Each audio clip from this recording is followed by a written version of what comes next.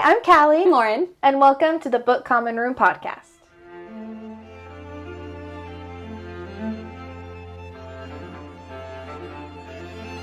All right, welcome back, guys. I hope you guys enjoyed our last episode as we kind of just rambled about what good books are, but I hope it started a conversation, get you guys thinking about that kind of stuff. Especially going into reading ACOTAR. Yeah, if you're going into it and you've heard a lot of people either talk about why they hate it or love it, and you don't know how you're gonna think, hopefully we made you think about it so you go in and now you can answer the question for yourself. Yeah. But now we're going to talk about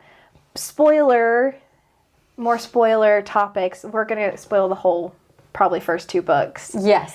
But I kind of want to start off and hear our specific reviews, what we thought about it. Yeah, and Callie's going to start us off. And, if, you don't remember from our last podcast, or, last podcast episode, Callie walked away from this book series not loving it.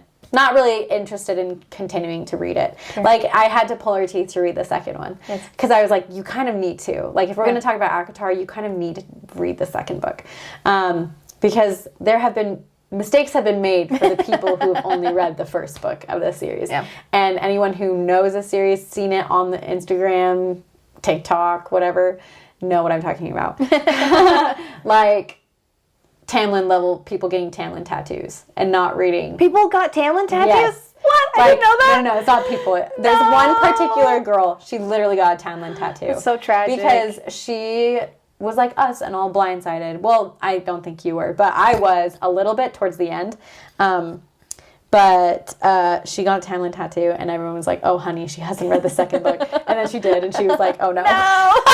So that's what I'm talking about. I had to get her to read the second book because there are very, important character development moments that were in the second one. So anyways, Callie didn't love it. She's going to start us off with, her thoughts. Yeah, so just as a brief overview, I gave it 2 out of 5 stars. The main reason for it was I just couldn't really stand Farah's main character. Mm-hmm. I never was able to really get why she was doing things. And the biggest thing for me with the writing is I feel like Sarah J. Maas did a lot of telling and not a lot of showing.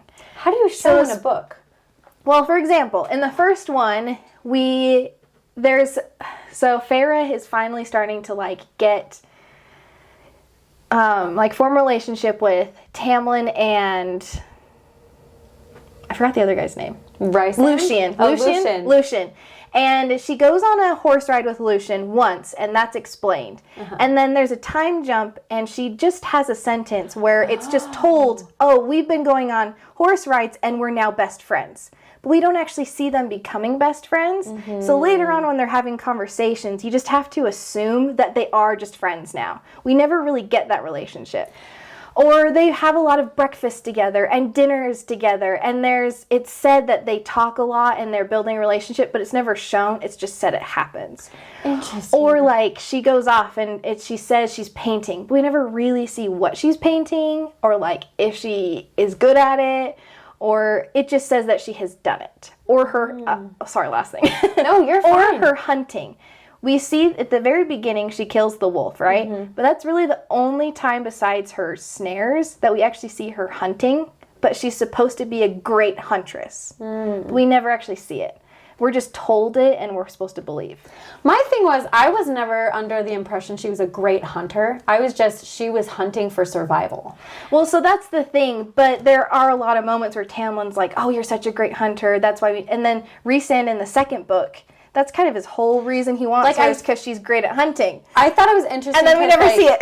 She honed her skills just so she could survive. Yeah. And then I also loved them for the cereal. The cereal, low-key, is my favorite character in the entire series. I did like the cereal. The cereal is there's creepy videos online that's sharing tea with the cereal.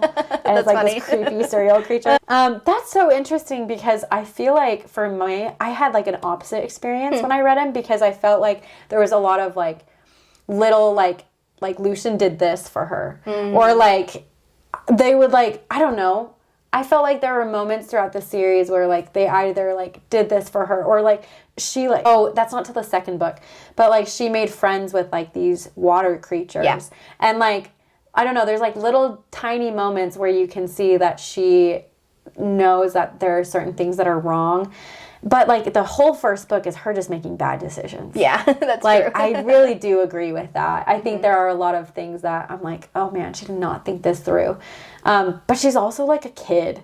And, like, also, I don't know. I totally get the holes with that, though. Yeah. Like, she could have showed more if she just took the time. And I think a lot of first books don't always do that, in series particularly. So that's a good comment. I like that. Keep going. Yeah. That was just my main thing. Those are the biggest ones. And I thought a lot of things were very convenient with character work. It was just very convenient that Farah was this hunter who killed a wolf. And the reveal at the end that was like Tamlin's friend or whatever to break the curse, I thought that was just kind of convenient. Oh. And I thought Tamlin as a character was just very dry. He didn't ever feel real. And even in the second one, when it was revealed that he was just kind of annoying. He was already annoying to me, so that wasn't like a new thing. Yeah. He was just this, he kind of felt like she needed a like a character for Farah to fall in love with, and so she inserted Tamlin and never really thought anything of him. I think Tamlin was like she had never felt safe ever, really. Yeah. And so that was like the first place where she was actually like not having to hunt to be fed. And so I do think Tamlin may have been cheated as a character of an author because I think a lot of people talk about it. They want like a redemption for Tamlin because he was so one-dimensional, like you said. Like he's very, I don't know, bleh. Yeah. And I knew that when I was reading it. And then when it came to the second book, like it even made it more obvious that like Farah is uncomfortable. But it was like the first time, like I think she wasn't in like winter and she wasn't having to survive and she didn't have sisters that were just like making her life really hard. And so, which is interesting because the sisters end up playing like a major role in the series. That's the other thing I thought was so convenient. At the end of the second book, when they just become high fae, and it just happens, I was like, oh, they just go off? Like, Farah had to die, and they just are like, cool. They're happy now. Now, I know. Now one of them is Lucian's mate. I was like, just conveniently, they just happen to be together. I was like, we were all like, what the heck? There's like so many memes about that. There's like so many things about Lucian, like just like not being patient because like half the characters in there have waited like hundreds and hundreds of years to find their person. And then Lucian's just like, you're it. And it's so funny because she hardcore like refuses it. Throughout the book. Also, I find it interesting because I didn't think it was that easy because if you go on, you realize how messed up her sisters are because of it. Yeah. Because one of, like, Nesta especially, like they were forced into it. Yeah. Which is so dumb. Oh, the other thing that I had an issue with was the breaking the curse. Farah was supposed to hate the fairies, and I never really feel like that was another, like, she just told us they did. They never show it. There's, like, a little scene at the very beginning where you've got someone proselyting about the fairies, and the sisters are like, ugh, that's gross. But that's it. We don't get to see, like, that Farah was supposed to hate the fairies. But that was, like, the biggest part of the curse. Yeah. And I don't know, it was just, like, said that she hated them. I don't know if I'll be able to back this book satisfying, like, in a satisfying way. Because I think I had also read this book very fast. Yeah. And so I feel like if I was really, like, I feel like when you were going into it, you were very, like, critical in a good way, where you were just like, what is this book all about? Like, I feel like curiosity really fed you, whereas I was very selfish when I read it, and I was like, I just want to escape. So I feel like you can see, like, oh, these are, like, where the writing could have done a lot more to elevate this story.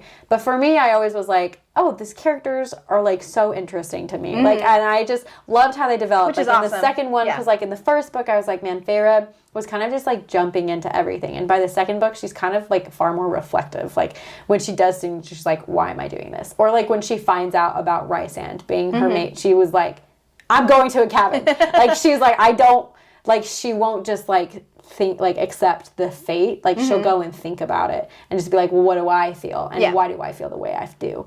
And so I liked that aspect of her character, but there are things that I felt like were convenient with the plot, but I didn't think about it until you brought them up. Because I'm like, that's true. That's, like, such an easy, like, out. I kind of got the sense at the beginning that, like, Tamlin was, like, under this curse from Amarantha, but I tell you this. Oh, yeah. There's a crazy conspiracy theory out there. Okay. Which I'm, like, curious what people think. And I've heard it on a podcast, and I wish I could give a little shout out to them. But I'm, like, sure, like, if you find the original source, like, great, kudos to you. This isn't for me. Basically, there's this theory that Tamlin's mate was Amarantha. And he refused it so hard that he clung to Feyre when she came and, like, had, like, hunted the wolf.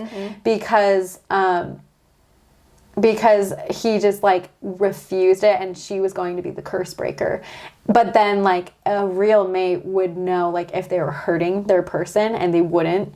And so, like, in the second book, you knew he was clinging so hard to just the idea of Feyre, and less, like... And that's why... And so many people have, like, these theories about that, and I'm like, that's so sad. Like, that's so sad. I could see that. But, like, Tamlin, like, throughout the books is just, like... He gets to a point where he stays in his, like, creature form because he's so depressed all the time. He's just brooding all the time and not doing anything and makes stupid decisions. So you just hate Tamlin, and you're just like, why are you, like, not... Like, you don't feel like a real character. You just feel like she wrote and didn't really think too much about it. And that's why everyone is like, we want... She just needed that trope to be in there. Yes. So she put it in. Yes. And there could have been... I do think... As a story, it would have been more interesting if she showed more, like you said. And also if Tamlin was, like, you liked Tamlin, and then they weren't together, like, I mean, that's how Throne of Glass is. Like, some of her characters, you're like, oh, wait, but you really like them. But then you're just like, oh, okay, this seems more real. Yeah. But anyways, Christine. Yeah. Long story short, before I want to hear your praises. Yeah. Long story short, I think I just wanted more. And I also just don't think I'm the target audience for this type of book. Yeah. I think... It all honestly just comes down to the type of book that I like to read, and this just isn't it. So not of course, but I'm going to go into a book like this and just not really find it because it's not. Yeah. That's it. So take everything I say with a grain of salt. But yeah, I want to hear you say it. Yes, no, of course. Like, I really like what you said, and I can see why... Like, I'm really excited to read some of the reviews because they're really good. Because I feel like some of us, like, we can, like, agree on them. I mean, even the ones where, like, people are kind of, like, hating on the book, I think are funny. Sure, like, Sarah J. Maas knows. Like, I'm sure she's like, yeah, like... This was written almost 10 years ago. Yeah, and so, I don't know, like, and I'm really just want to see her write... I don't know, like, it's really incredible to see authors write good series, but then right after that, their series are so much better. Yeah. Because they, like, are better at writing, they're better at pacing, they're better at developing their characters. Like, I noticed that with, Sarah Bardu. Who's the one that wrote... Leigh Bardugo? Leigh Bardugo. Oh, yeah, from Shadow and Bone. Yes, to Six of Crows. Huge difference. Massive difference. And that's, like, another fantasy series. And they made, like, a Netflix show adaptation. And the Netflix adaptation got canceled. So and everyone was really... Well, I don't know about everyone. Clearly, it was canceled. I was sad. I was very sad. But it was interesting because they heavily relied on the Six of Crows story to carry that show. I felt. Like, I personally was watching that show. I'm so sorry to the Shadow and Bone cast. Like, I think you guys were great. Like, Ben Barnes, what the heck? Like, way to go, man. But I do feel like the Six of Crows show was, or, like, story is far more compelling. And that was just an example of an author who, like, matured in their writing or just, like, got more experience in their writing. And so I feel like, I can't remember what order Sarah J. Maas wrote her stories in, but I did feel a notable difference from reading Throne of Glass, which I thought was great, to ACOTAR, because ACOTAR, despite there not being enough showing, paced it better. Yeah. Like, she just did a lot better in pacing and, like, not getting hung up on things for too long, where I'm just like, wow, like, this really didn't need to be this long. Yeah. And so she shortened it, which I really liked. So I just felt, I did notice, like, the pacing was better because I had read her previous books. And I loved that because I was like, oh, man, like, okay. Like, I felt like it was always fluid. We were always moving. I also just really liked Feyre, which I know a lot of people don't like her, but I liked her. I just loved that she like was absolutely scared. Like she was terrified, and then she like was able to like face these horrifying monsters in this magic realm that she was like told her whole life wanted to kill her. And she like faced like monsters and was able to tell who were actually monsters and who weren't. Like she knew Amarantha was a horrible monster, but she could look at the Suriel and find a friend. Like that was insane to me because the Suriel is like horrifying in the book. And so that like I thought was super cool. Like I admired that about her. Like she was, and I know that there's lots of characters like that in book series, but I just admired that she was terrified and then she just like did it anyways. And like she didn't let it stop her from growing. So I liked that about her. Yeah. I also just really liked, I don't know, like the little characters in the story, like the nymphs or like the people she would befriend. And I don't know, it was just fun to escape into this like realm where there was like, I don't know, similar to the world we live in, there's hierarchies and there's like courts and like, I don't know, I loved that. I was like, oh, there's a spring court. It gave me Narnia vibes. I was like, oh, this is so fun. I just loved like the classic like hero trials that she had. Like I loved when she was like, okay, I'm going to smell like the yucky worm so it can't find me because it's like based off of scent or whatever because it's blind. I can't remember. Also, like the whole fact that she's like illiterate and like absolutely screwed, but Rhysand like saves her butt in that trial. Like I thought that was so funny. Like I thought there was a lot of interesting things going on. And there's actually like a really interesting character in the series right now. Their name is Eris. I don't know if you ever met them. Is Eris in the second one? Is she the one? Eris is a boy. Nope. Okay. Dang it. Okay, so that's later in the series for people that read it, but it's interesting because Sarah J. Maas will, like, because you're in Feyre's POV, characters look a certain way, but then you get a different POV in the 5th book. Oh, no, is he the one that looks different depending on who's looking at him? I don't know. Eris was the one that he has, like, he's sibling. not a fairy, he's something else. No. He is a fae and prince, and he is then never mind. the Autumn Court's one of the Autumn Court's son, Lucian's brother. Oh, yeah, we know. And Lucian, like, you know, like, he got kicked out or whatever, and his Eris is, like, supposed to be this, like, yucky bully. But it's interesting, because Sarah J. Maas writes him similarly to Rhysand. But it's, like, but for some reason, people can't believe that he could be fronting, too. Just like Rhysand could be. So it's interesting. Everyone really likes the 5th book who don't love Feyre because it's her sister's POV and she kind of just hates everybody. And so you get to see, like, different POV and be like, wow, characters... She did a good job of being like, characters look different by who's looking at them. And like I don't know, I like that. Feyre saw everybody's beautiful. Feyre just... The amount of the most beautiful person that I've ever seen. The most beautiful man that I've ever laid my eyes on. And that's the other thing too, is like, I have a hard time with Sarah J. Maas generally, because everyone has to be drop dead gorgeous. Which is why we love Jane Eyre so much, because it was like, I don't know, beauty wasn't so much a focus, but it definitely is in these books. Yeah. Like, everyone has to be gorgeous. And, like, when you become fae, you're even more gorgeous or whatever. Her beauty was enhanced. Anyways, so I'm also making fun of it, but I loved it. Like, I just escaped into it. I felt like you're just in this whole fantasy world and, like, of magic and, like, beasts. And I really enjoyed Feyre, and I enjoyed... like this Beauty and the Beast type story. I didn't pay too much attention to the plot. And then I got to the 2nd book and I was like, I don't know, I found it humorous. I found it engaging. I felt like it was paced well. I didn't get bored. And like, I don't know, comparatively to like books that I had like read before, like it was okay. Yeah. I thought it was okay. So I love it. Yeah, it's great. ACOTAR was fun. Like, I loved Rhysand and Feyre's story so much. Like, I think it was too good to be true, but I just loved it so much. Like, I thought it was so cute. And, like, when I found out things, I was like, oh, my gosh. Like, there were some things that I feel like I'm pretty good at knowing, like, where an author's going with stuff. But there were other things that I was like, oh, that was nice. Like, I liked that. Wait, what surprised you? Like, I didn't know how long he had known her. Oh. Like, I didn't know, like, he had visions of her painting. And, like, seeing her paint the night sky. Her, like, birthday is, like, winter solstice. Like, he had visions, not knowing it was exactly her, but of her. And so when he says, oh, there you are at this stupid whatever ritual they did it in the 1st book, that dumb thing, like, like, I think that's so dumb that they still would do that. Like, all right, anyways, okay, I have a whole spiel about that, but he was there, and he met her, And he was like, oh, there you are. And like, that's why that one review we talk about how it's like a Howl's Moving Castle fan fiction. Everyone's like, that's Howl. Oh, we haven't gotten to the reviews yet. I know, but sorry, I'm getting ahead of myself.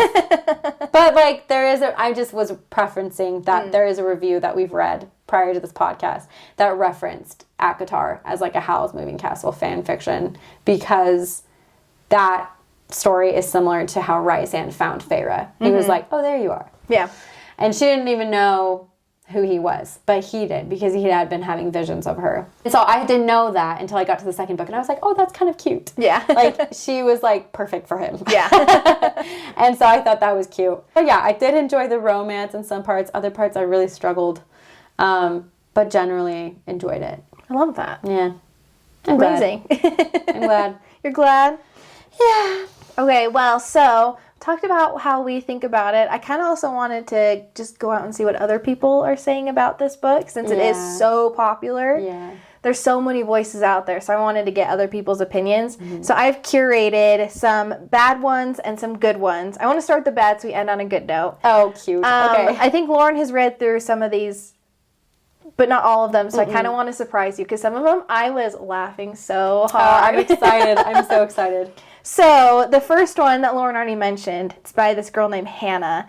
It says, this is Howl's Moving Castle fan fiction. No one can convince me otherwise. Which, I thought that was so funny. I literally thought that when I read the book. I was like, this is like Howl. Which, like, Howl's Moving Castle is a book, but was adapted into a Studio Ghibli movie. Yeah. And which makes it more obvious. And it was like, it has a scene where Howl meets this girl because he had seen her in a dream. Like, it wasn't a dream, but it was like a whole time loop thing. So he knew of this person. So when I read it, I was like, this is literally Howl from Howl's Moving Castle. So cute. Okay, and then this other girl named Sophia, she said, something that bothered me before I even picked up the book is this. The book is to some degree a retelling of Beauty and the Beast, but the message of Beauty and the Beast is that the Beast is hideous and horrible, and Beauty learns to see past that.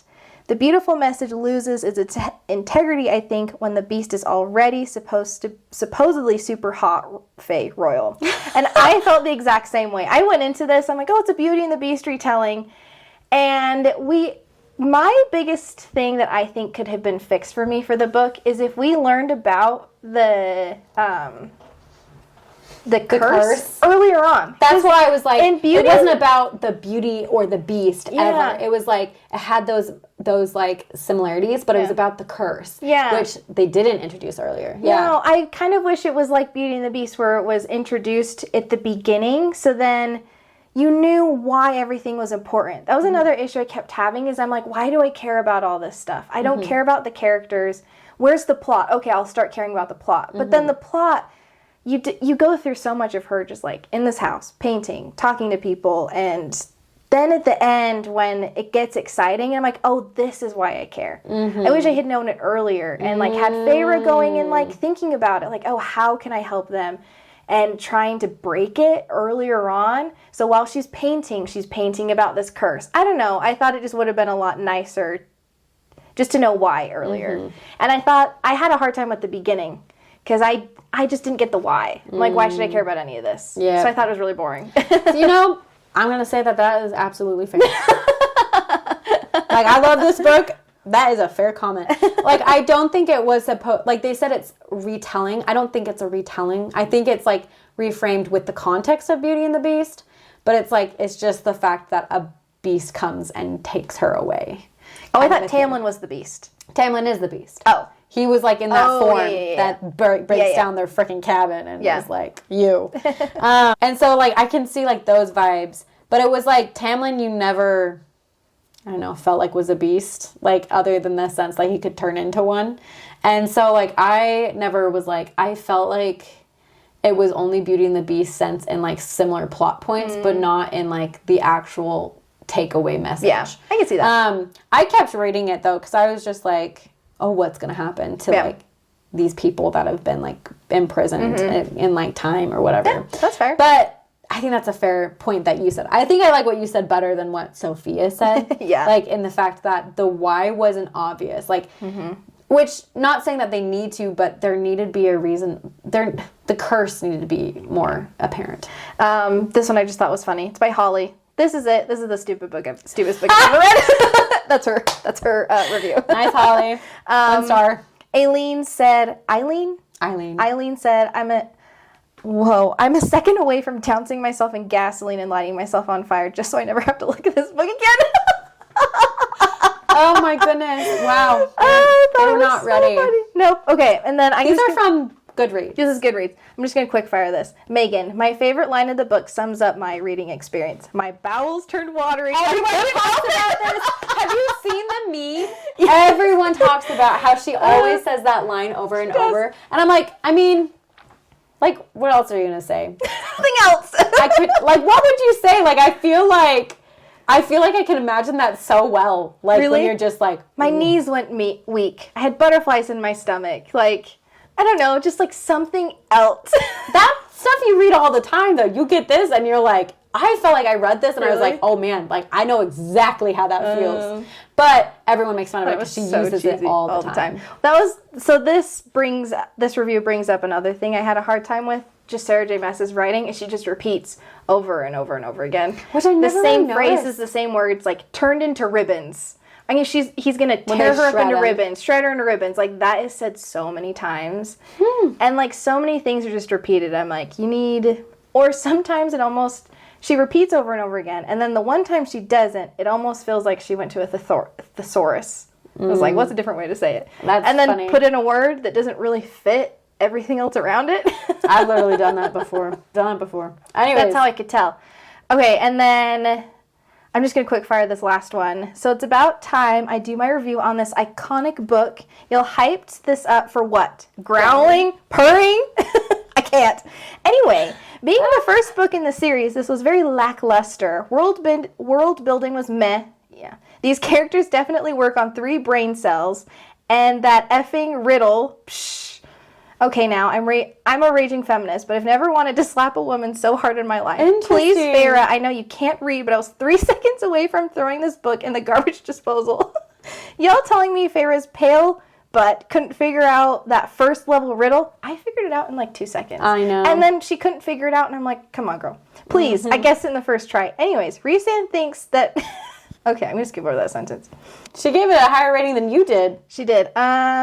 Anyway, Rhysand thinks with... Only getting 3 stars because I like cheesy romance. That's it. The fact that she finished it that way is so funny to me. Sorry. You're good. Yeah. And every scene under the mountain made me vomit. Only getting 3 stars because I like cheesy romance. That's it. That's so funny. I just thought those were funny. I thought it was very quip. Like, short things. They just made me laugh. Yeah. That person had strong expectations, you can tell. This is true. Okay. So then I found this longer review that I think sums up a lot of more important reasons why I had negative feelings about this book versus I just didn't like it. Yeah. The first one being, I thought the scene where Tamlin has to go off and what was it called? The ritual where he was like drunk off power and he has to have sex with somebody? Oh, what was that called? Like, it was like some ritual that was like ancient. I don't remember what it was called. It started with a C. Yeah. I can't remember. No idea. I thought that whole scene was so problematic. I had huge issues with it. It's supposed to be, though. I know, but she didn't write it that way. I felt like it really? was. I didn't think so at all. And in the second book, it's even more apparent. Where it's like, yeah, in the second book you get it, but in the moment in the first one, it doesn't feel like that. Because Farrah, she is told to stay in her room, and she's an idiot, so she's like, no, I'm going to go out of my room. So she goes out of her room, almost get gang raped by somebody, and Rhysand has to come save her, but that's never talked about again. Yep. And then she's like, oh, I'm hungry. So her being an idiot goes back down the stairs, meets Tamlin, and they basically almost get together. Yeah. But it's not consensual because he basically is going to force himself on her, but he's drunk basically. And that whole scene just gave me this like really gross feeling. Yes. After that, I feel like that's when Farrah really realized, oh, maybe I want something more from Tamlin. But it came from a moment like that where it was so animalistic and just kind of, I don't know. Problem. And I thought it was a little weird how, because he bites her neck, right? How she comes out the next morning with like this bite on her neck. She's like, look at this. You did this to me. And it's like, okay. And I don't know. It just all felt very gross. And it kind of ruined the whole story for me. Yeah.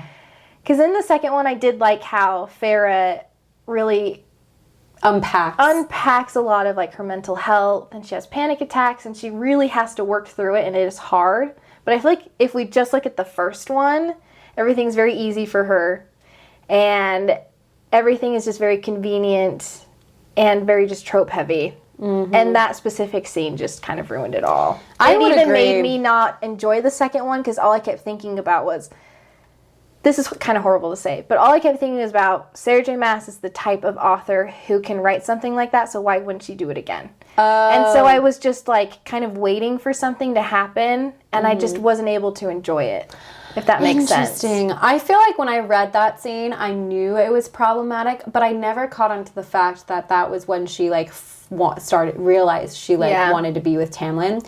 I felt like it was like earlier on, mainly because like it was the first person she was with that she felt like her like survival needs were met. Yeah, like she wasn't in like survival mode, so she could just be herself, and she didn't even know what that would be. She like was like, she hadn't been just a person, I guess, like without having to like carry like her family by like hunting and feeding them.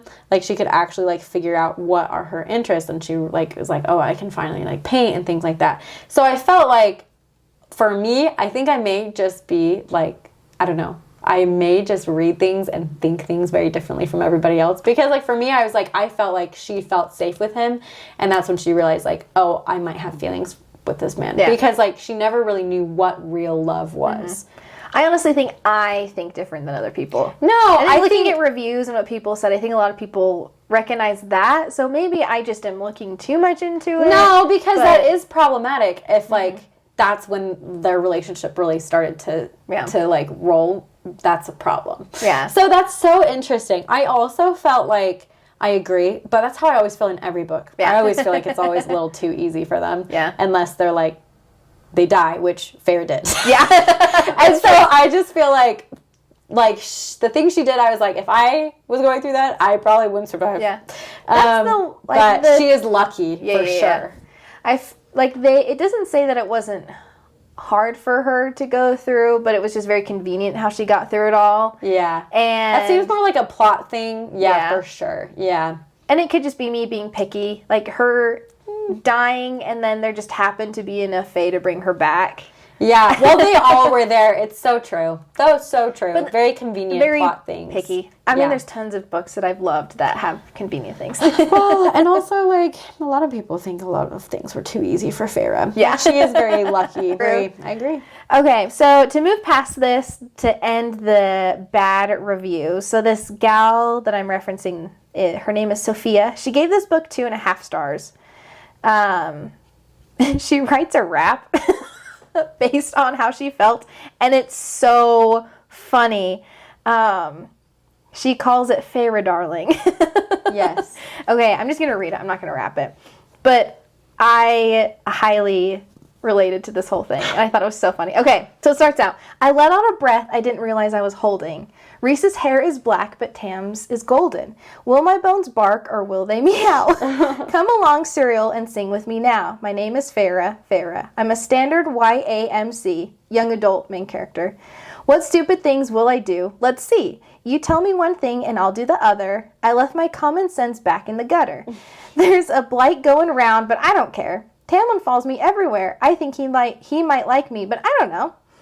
I can have resand any day. I like to paint, but who knows what I'm painting? At the slightest touch from Tamlin, I'll be a-fainting. Oh no, he's abusive. What will I do? Good that Reese says it's a good choice for you. It's a choice for you. Oh, it's a choice for you. I can't read, but that's okay. Tamlin will save me anyway. My name is Feyre. I'm a standard YAMC. What stupid things will I do? Let's see. I shot a shifted Fae with an ash bow. Lucian tried to kill me, but Tamlin said no. Amarantha is being pretty suspicious. Reese killed a Fae. That's a little too vicious. I could marry Nesta off with one of these dishes. Tamlin's eyes look like greenish grass.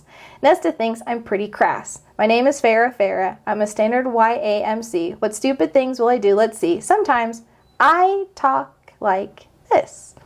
That won't stop me from taking big risks. It's fire night. That's what it's called.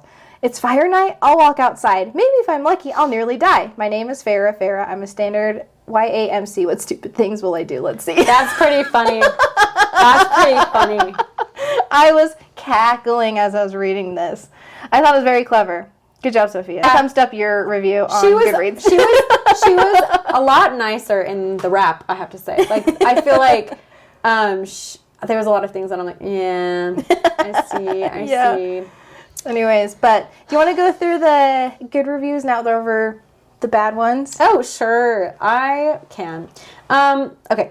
So the first one that we have is from Caitlin, and she said, the series made me fall in love with reading, so I will forever love it and keep reading. It feels like home.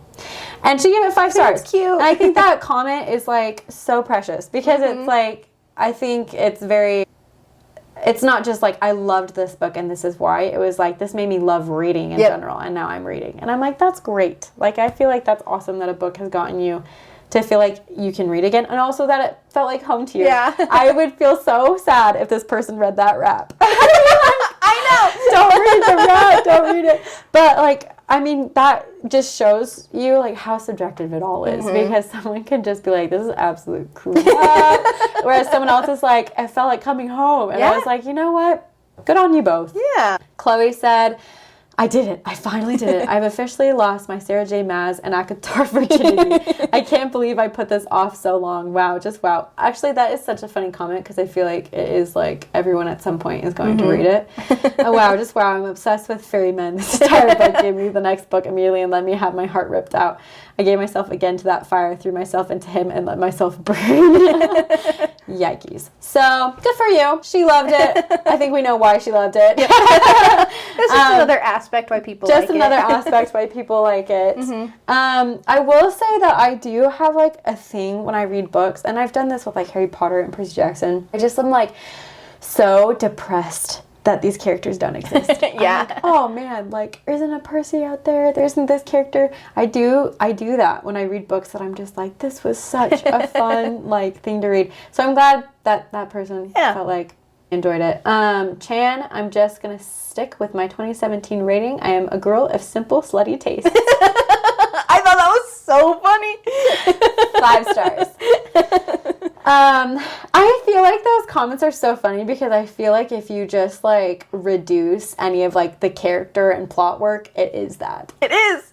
But again, you're having to, like, get rid of all that other stuff because all that other stuff is why I like it. Yeah. But it's so funny. Oh, I love that. Okay. Jessica, this was serving me some major Beauty and the Beast meets Twilight realness. Ooh, and I had no idea that was something I needed in my life until now. I completely understand the hype around the book, all of the world building, the writing and pacing, and of course, all the talent. Brilliance. It is safe to say that I am now... This is the first one. pre-reading the book. Yeah. It's safe to say that I am now a proud owner of a first-class ticket on the Sarah J. Maas bandwagon. The woman is a queen. 5 stars. I just thought that one was interesting because she says the writing, the pacing, and those are the... Like, I thought the pacing was fine, but I had... That's why I didn't like it, was the writing. So it's cool that someone read it and enjoyed it, and that's why they loved it. They probably would read something I like, and is like, that's so boring. What? Like, I'm curious because, like, I have a friend that, like, was reading, like, kind of, like, standalone romance books, and then they read this, and they said the same thing about the writing. And I think it's because I'm curious what other books they were reading before to make this seem like, oh, it was great writing. Because, like, I was like, the writing's fine. Like, if the writing was super, super bad, it would have been very jarring away from, like, plot and characters, but it wasn't.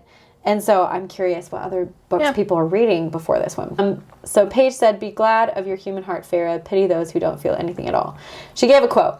And she goes on, like, it's pretty long on this quote, but she basically just says, like, this book was incredible, and it brings into the world of broken magic that heals the longer you spend in it. It captures what it means to be tricked, to be loved, to be in love, to be broken, and to heal. It shows how life doesn't end at a happily ever after. And I was like, and then she said, sometimes that is just the start, or something like that. I like how she ended her review. She said, I will cherish her impact on my heart for my... She's talking about Farah. Yeah. I will cherish her impact on my heart for my entire life. I will always love that she loves and hate what she hates.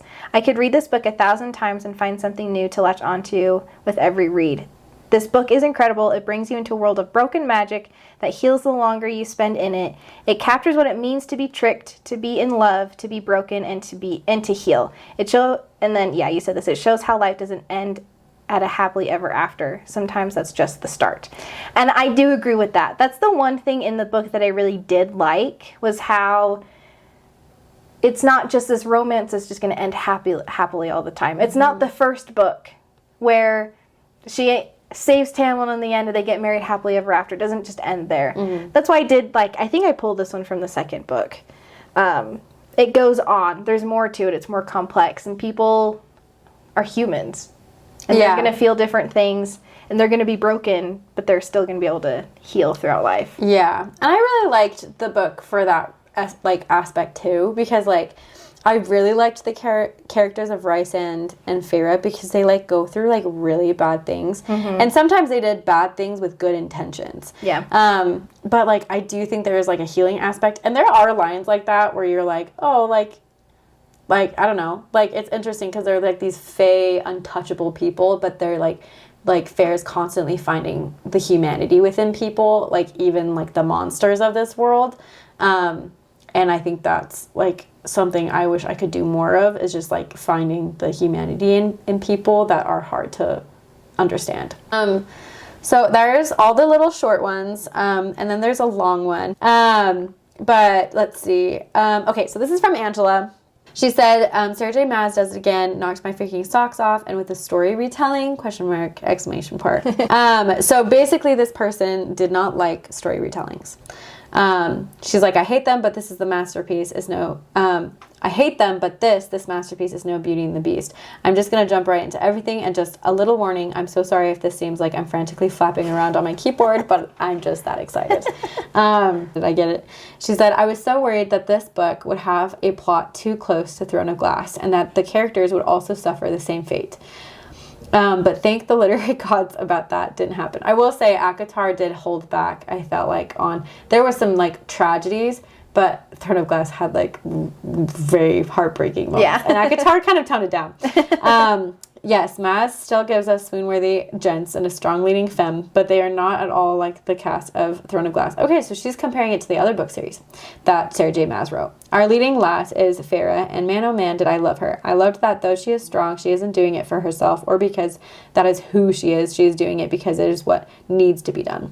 This is what made her character for me. She does everything for everyone and expects nothing in return. Character starts as a strong huntress, debatable, as we have seen, and turns into something more. She has the headstrong will of a warrior and the heart of an artist. I loved that Maas gave her so much depth and let us get so deep into her brain that her feelings become your feelings. As for Feyre's love interest, she gives us the heart twist swoon. Oh dear. Have they read the second one? This is the first one. Okay. Worthy, deep, thoughtful man candy that is Tamlin. This is just based on the first one. This is based on the first one, which is funny because even when I read that, I didn't feel that way, but it's all good. It's all good. Tamlin will have you weak in the knees and have your loins aflame. Seriously blush so much during this book.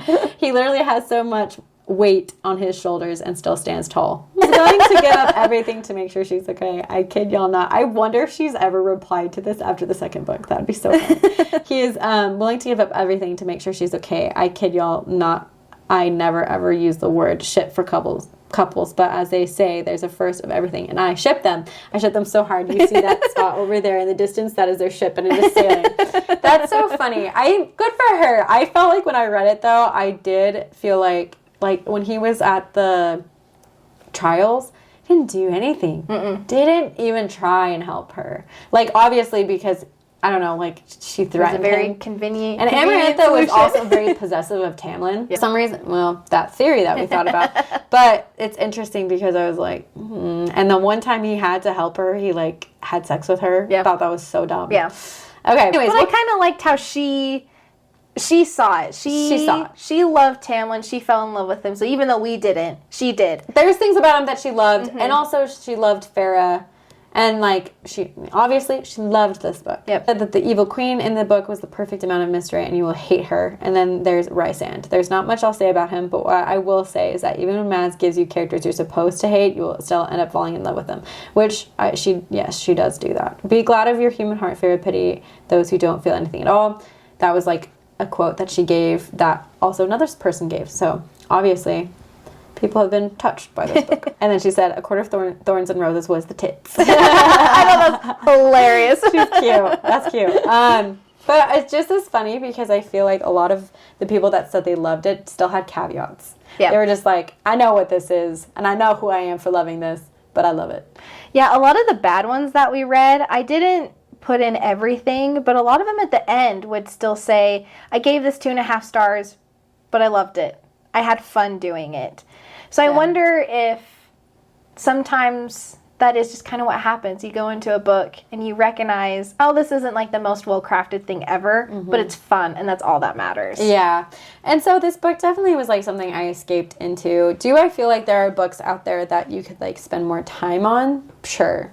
I feel like I have that debate all the time with Grayson, my husband, and we just like always talk about like, I don't know, like I really enjoy reading books and rereading the books that I love, and there's always going to be better books out there you could be reading, but I do feel like ACOTAR is like, obviously like these people were like found healing in it, or were touched by it, or like it was so dumb but it was fun. Like I think that's awesome. I think that's so great, and I think that reading can do that for people. And so I know ACOTAR is one that I probably will be rereading because I just loved it, and I felt like there were other things in the plot that I could go back and be like, oh, it's interesting to see it from knowing what happens. But no, I loved it. I enjoyed it. And to stand up a little bit for myself. Yes. If you hate it, yes, it's okay. And if you hate it, that's okay. It's okay. And you can still have friends that hate ACOTAR. It just shows that reading is just completely subjective. Yeah. We have known each other for probably 10 years now, more than that. Yeah. And our book tastes are so similar. We tend to like the same things and dislike the same things. This is one of the first ones where we kind of disagree. Yes, but I kind of knew Callie wasn't going to like this because I didn't. Say it.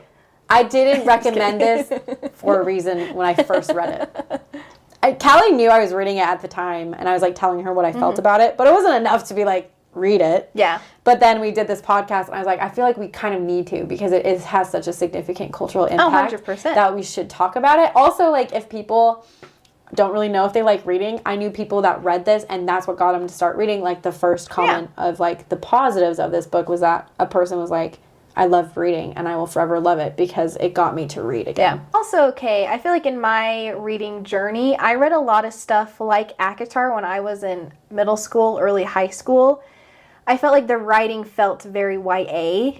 The topics were more adult. That's why I think it's an adult. But the tropes were similar. The writing was just very YA. So I do think I would have liked it at one point, but I'm just not in that space anymore. And there's nothing wrong with that. There's nothing wrong with recognizing, you just realize, I like these things more. I get why. I don't think it's okay if you hate something and then tell people they're stupid for liking it. Yeah. I don't think that's a good thing. But I do think it's like totally... You're right to read something, recognize, oh, that wasn't for me. I'm going to go find something that I do love and then love on that. But people should still also respect that, oh, that wasn't something that they loved. It's okay. Yeah, totally. But I really enjoy this book as a series. I will be rereading it. I'm rereading like her Throne of Glass right now. So fun. And it's so good. Like, I just love it so much. Some people hate the middle books of the Throne of Glass series are my favorite because that's like where I feel like all the character growth is happening.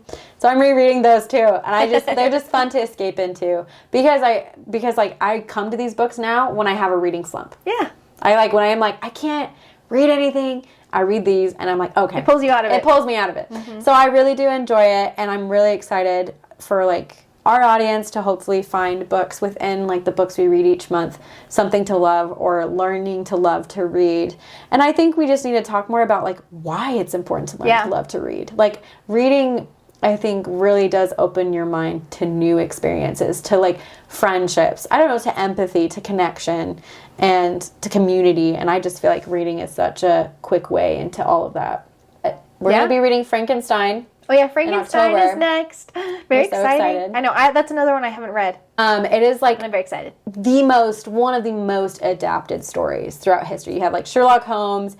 You have Frankenstein. They're just like throughout history they've been well adapted. But it's interesting because Frankenstein is my favorite, not because of how the world has seen it because of its adaptation. Because it's like, I don't know, like everyone thinks of Frankenstein as the monster, and people just forget like Frankenstein was the doctor that made the monster.